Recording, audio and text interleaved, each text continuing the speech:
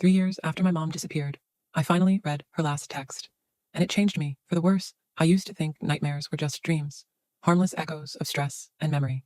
But then mine started warning me. It all began the day I blocked my mother. We had a vicious argument, one I'll never forget. She told me I was a mistake, that I should have been aborted. In a fit of rage, I cut her off, blocked her on every app, deleted every thread, erased her from my digital world. The next day, she disappeared. I thought she was playing a cruel trick, trying to scare me, make me beg her to come back.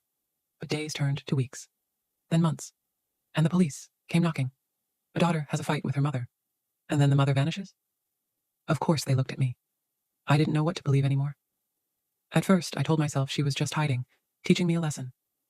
But deep down, something colder was growing. A whisper of dread that maybe she hadn't left by choice. The case went cold. I moved in with my dad, who was unraveling from grief. Watching him crumble made the silence even louder. I started to blame myself. Maybe if I hadn't blocked her.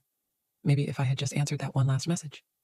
3 years passed, and life went on, but the hole in my heart stayed, and that's when the dreams began. At first, they were faint. I'd hear her voice crying.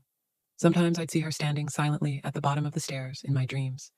It was unsettling, sure, but I chalked it up to my subconscious, processing the trauma. Until one night, the dream changed.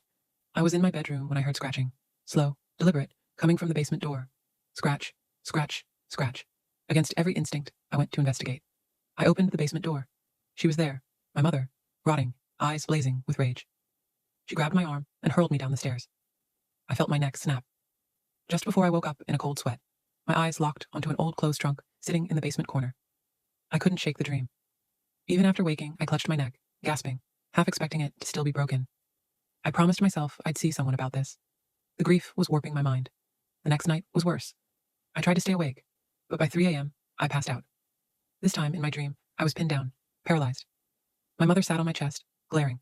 In one hand, she held my phone. With the other, she pried my mouth open and forced the phone inside. Sideways. I felt my teeth snap as the phone was jammed in. They broke off one by one, falling into my throat. I was choking on blood and shards of enamel. And then, right in my face, she screamed in a guttural voice, "Check your phone." I woke up sobbing. It was just a nightmare, but I couldn't shake it. I glanced at my phone, sitting calmly on the nightstand.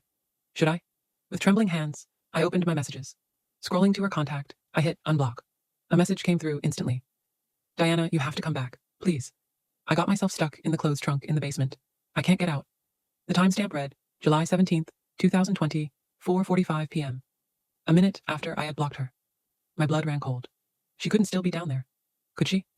Surely my dad would have found her, right? Unless, maybe that wasn't her goal. Maybe she didn't want to be found. But I had to know. I turned on the basement light and crept downstairs. The air was heavy. The silence, suffocating. And then I saw it. The clothes trunk. I forced it open and nearly collapsed. Her corpse was curled inside, long decayed. In her hands, she still clutched her phone. Her final message to me. Her last attempt at escape. Her last attempt to repair what was broken between us. If you're reading this, please, don't wait for nightmares to remind you. Make things right while you still can. Be kind to your parents.